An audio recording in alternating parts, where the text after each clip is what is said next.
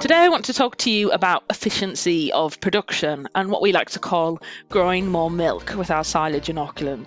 Feed efficiency is all about getting the most out of every bite that cow takes, trying to reduce waste and trying to optimise the nutrients in that ingredient as best as the cow can, turning it into milk or meat for human consumption. This is absolutely crucial for the future of global food production, as well as for sustainable farm business right at home in your parlour. So let's imagine you have a cow milking 30 litres of milk, and to do that she has a dry matter intake of 22 kilograms. For every 1 kilogram of dry matter that she's eating, she's producing 1.36 litres of milk.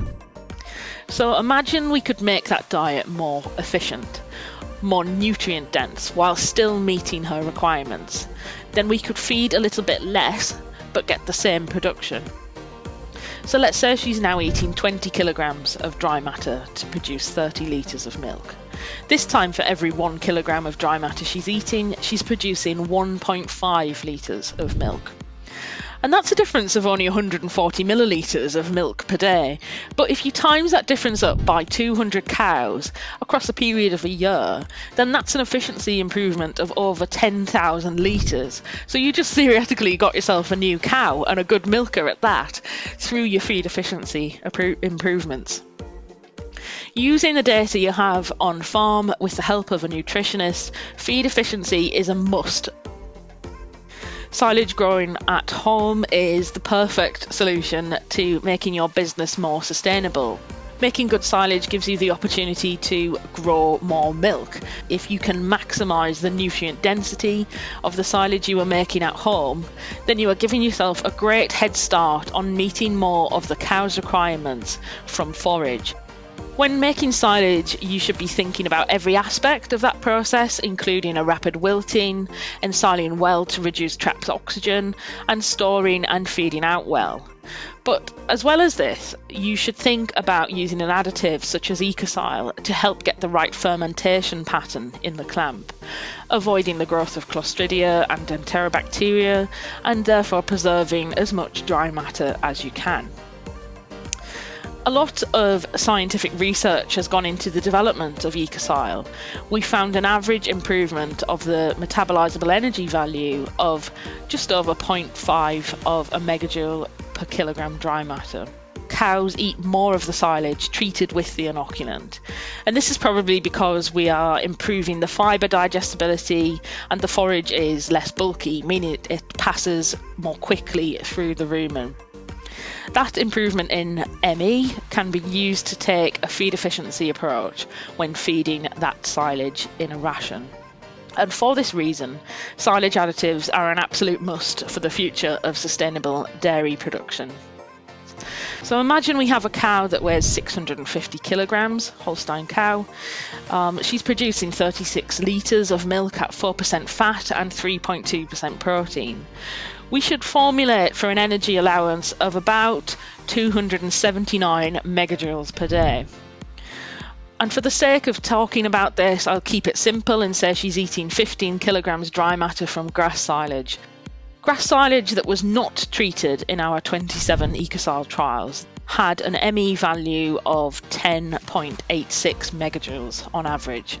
And that means that from 15 kilograms of this grass, our cow is eating 162.9 megajoules of energy.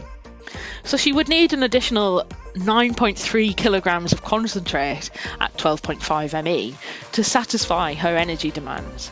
And again, the reality here is this non-forage ingredients would be a mix of finished feed and possibly some other ingredients as well, but I'm keeping it simple for the purpose of this discussion.